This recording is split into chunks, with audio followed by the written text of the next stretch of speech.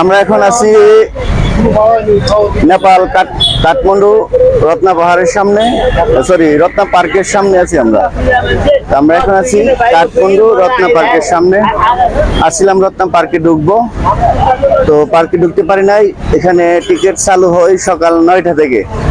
আমরা আসছি বিকালবেলা আসার পর এখানে কোনো টিকিট পাই নাই, তো দুঃখিত, ভিতরে ঢুকতে পারি নাই, সেজন্য আপনাদেরকে দেখাতে পারবো না।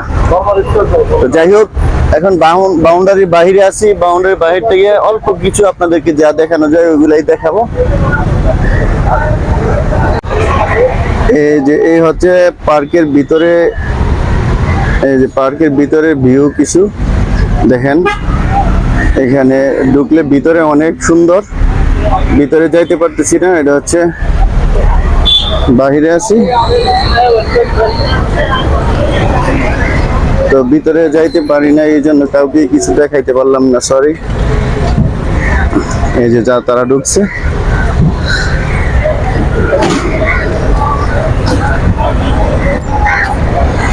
এ হচ্ছে গেটের দৃশ্য, এটা হচ্ছে গেটের দৃশ্য। এদিক থেকে ঢুকে, এই যে এদিকে ঢুকে ভিতরে যাই।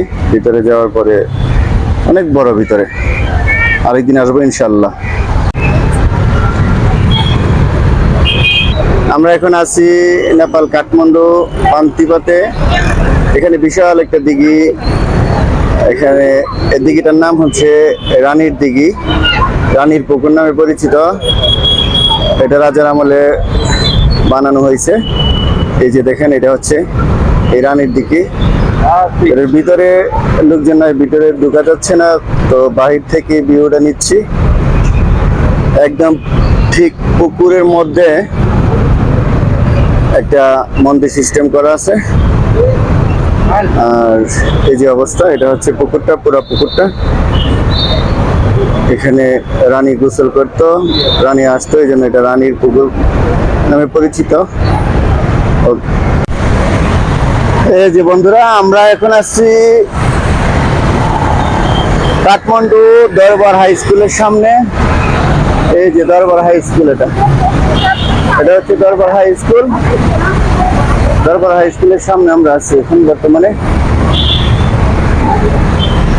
আমরা দরবার হাই স্কুল হয়ে পেরিয়ে আমরা যাচ্ছি হচ্ছে কাঠমান্ডু দরবার স্কোয়ারে। কাঠমান্ডু দরবার স্কোয়ারে আমরা যাচ্ছি, রাস্তায় আছি, রাস্তার মধ্যেই এটা স্কুল পড়ছে, দরবার স্কোয়ারের দরবার হাই স্কুল।